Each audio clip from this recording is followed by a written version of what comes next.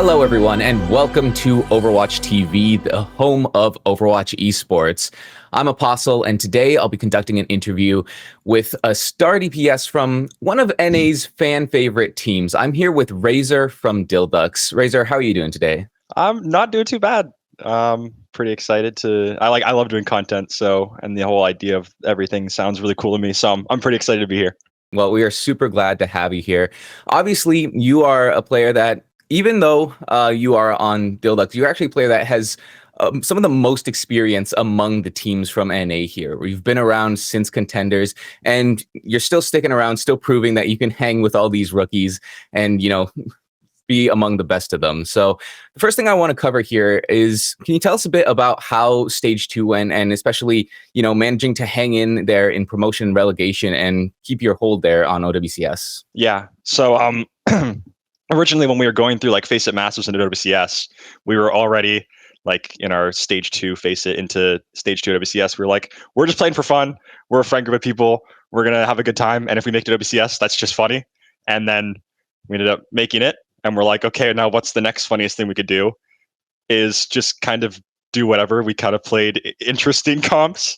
Mm-hmm. And then into Russian Relegation, we're like, if we like lock in for like 2 days, we could probably just make it back again. So I think PDK mentioned it in like the post-match interview after we won, that we had, I think, 2 or like 1.5 scrims, one with our full roster in a warm-up, and then the day of promotion relegation, I woke up with a fever, and we just still made it through. So Yeah.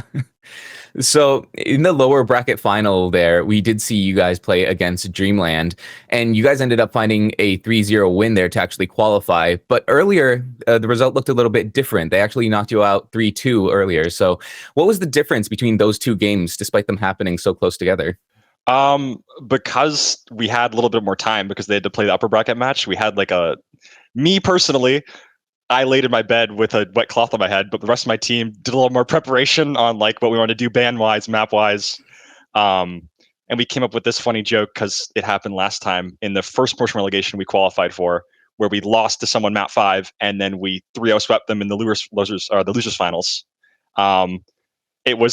The joke was that we lost intentionally, which we didn't. We wanted to win, obviously, but having that extra prep time to go into that match and be like a little more prepared was just all we needed, really. Yeah. So would you guys consider yourselves at this point one of those like off meta teams kind of carrying the torch of like avoided or yeah?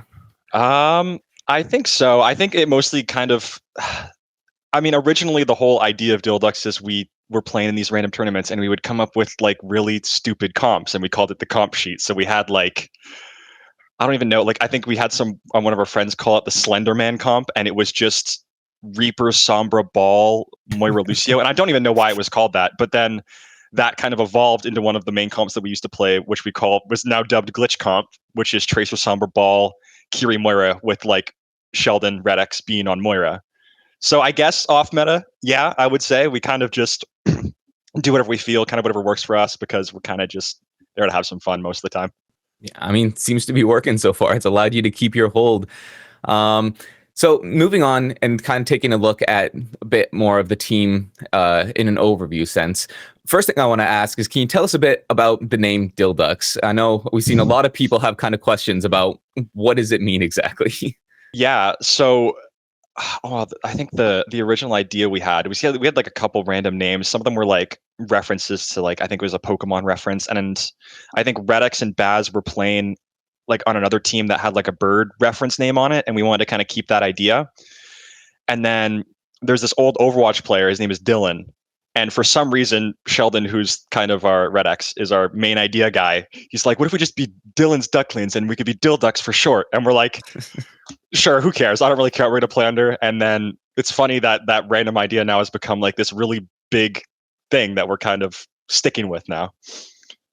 So if I'm clear, Dylan himself, for anyone who's unaware, he was a well-known tier 3 player, but Dylan himself actually had no hand in the creation. Oh, none.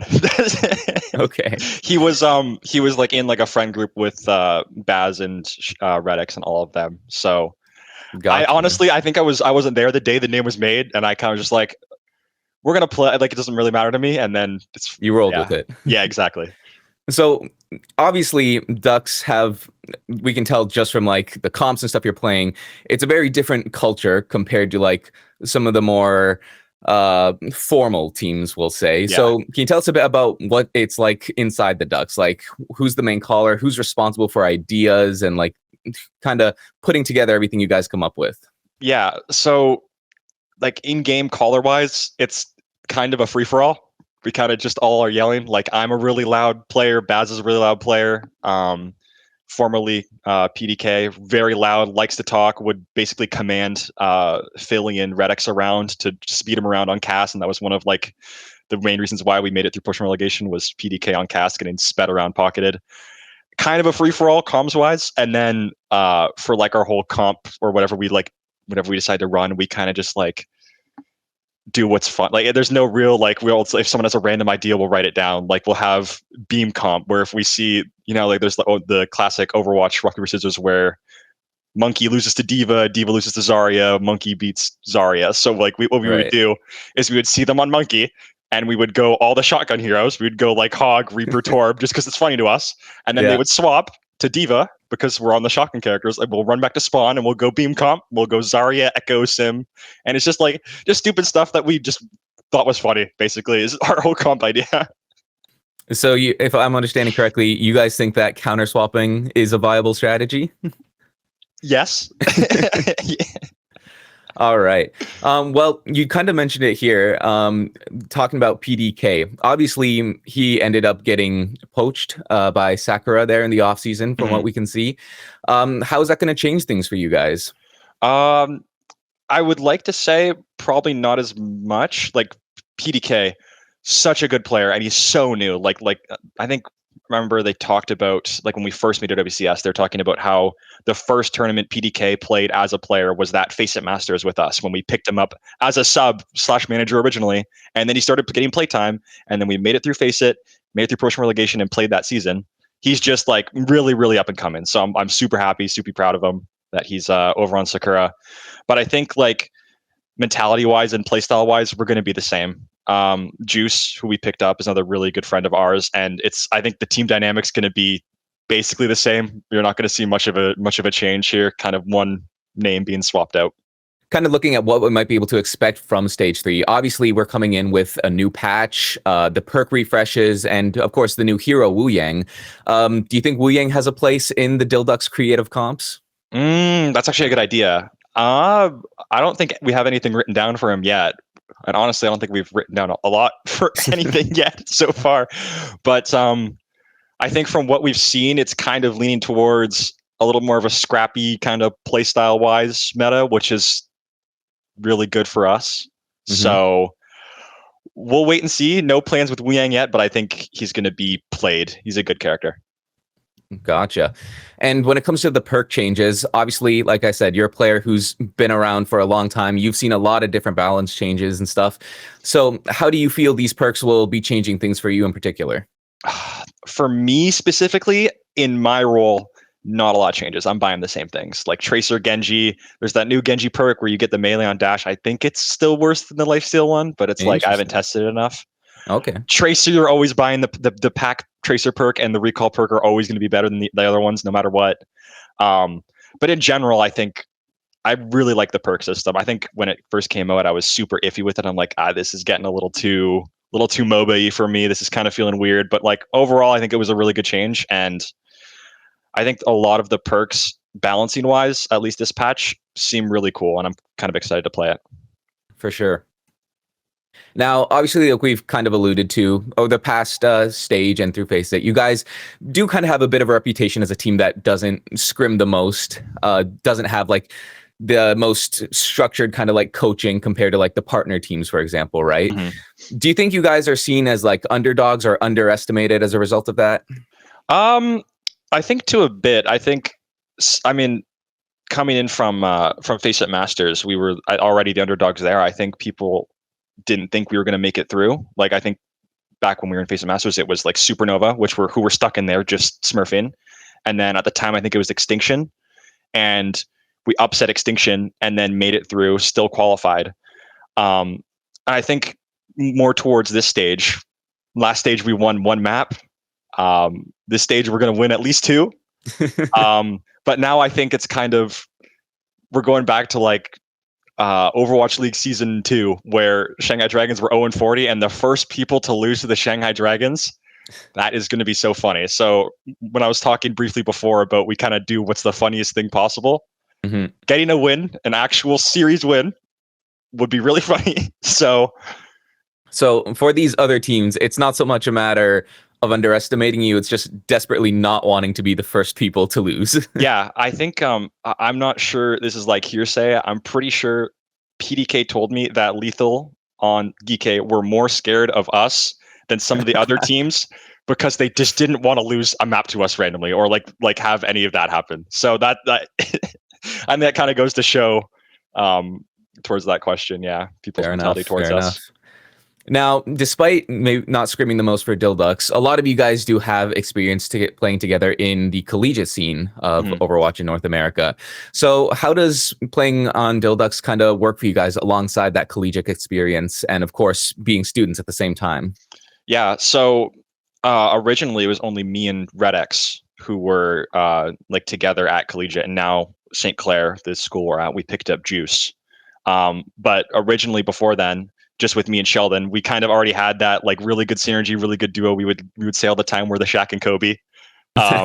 So that would always translate really well into our games, and it was like specifically in the meta, it was way more of like your Lucios playing with your flex DPS. So me and Sheldon would have RedX, sorry, would have really good synergy. So, and now with having Colin or Juice here, I think it's going to even build off that. And the rest of the core, like me, Baz, RedX, Philly, and then insert Hitscan, we've been playing together now for, I think we're going on towards 2 years or something like that, just like being friends and playing together. So yeah, like our synergy, I think probably out of the rest of the teams in, I think outside of maybe like a couple duos like Infected, RuPaul Vega, like them being together for a while, I think synergy wise, we're probably the most like together, if that makes sense. For sure.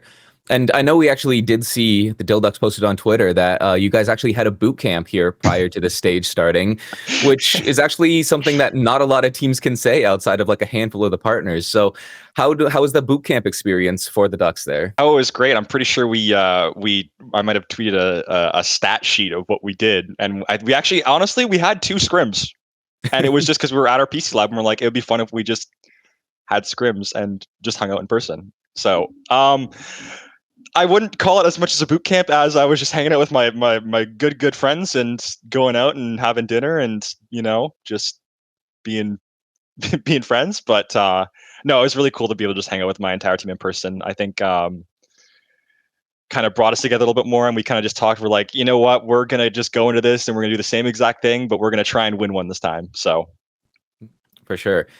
So kind of talking about those expectations now, you mentioned already last stage, you had the 1 map win. This stage you're going for at least 2. Are there any specific teams that you're going to be looking for those 2 maps on, or is it just kind of be wherever you can get it?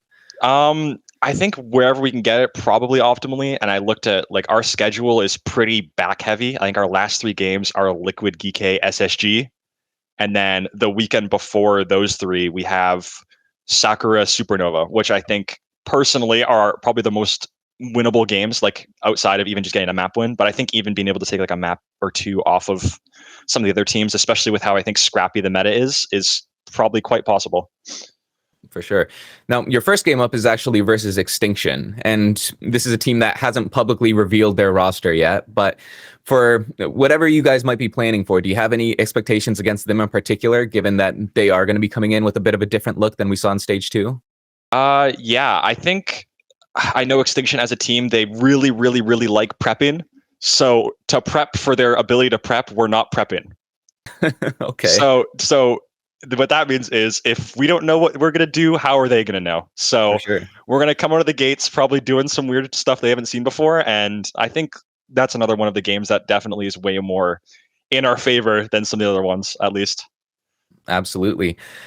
Well, that wraps up pretty much all the questions I have for you today. Do you have any messages for the fans, given that DhillDucks, they have become a bit of a beloved team here, a bit of a fan favorite throughout their time in OWCS?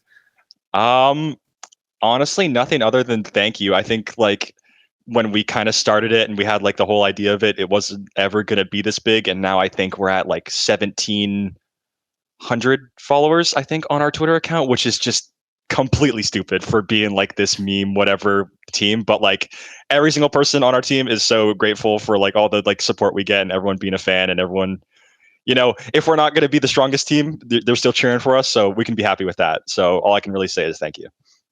Well, Reyzr, thank you so much for being here and answering all those questions. Like I said, you have a lot of fans at this point, and I'm sure that families will only keep growing, especially if you guys are able to continue seeing that success there in OWCS Stage 3. So thank you so much for joining us. Yep. Thank you for having me.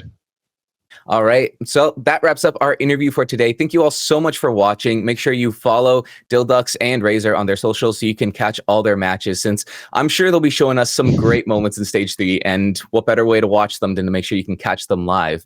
And make sure you also follow Overwatch TV, the home of Overwatch esports. We can get more interviews just like this.